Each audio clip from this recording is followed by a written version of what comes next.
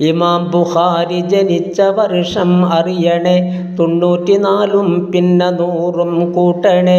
ശവ്വാൽ 13 ജുമുഅ രാവില, ജുമുഅക്ക് ശേഷം എന്ന കൗല് ബലത്തിലാ.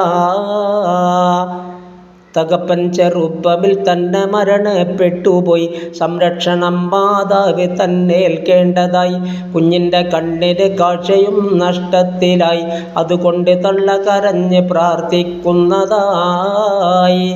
അനാഥയാണീ കുഞ്ഞ് യാ റഹ്മാനേ, കണ്ണിന് കാഴ്ച കൊടുക്കണേ മന്നാനേ.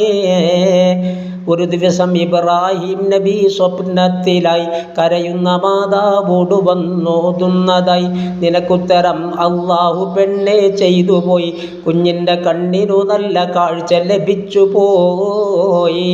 അതിരാവിലെ നോക്കുന്ന സമയം കുഞ്ഞിനും പരിപൂർണ സുഖമായി കാഴ്ച വന്നിരു കണ്ണിനും.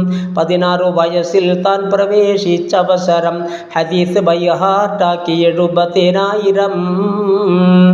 ഇത് സംഭരിക്കാൻ സഞ്ചരിച്ചവരനവധി, രാജ്യങ്ങളും അവർക്കുണ്ട് ഗുരുവും നിരവധി.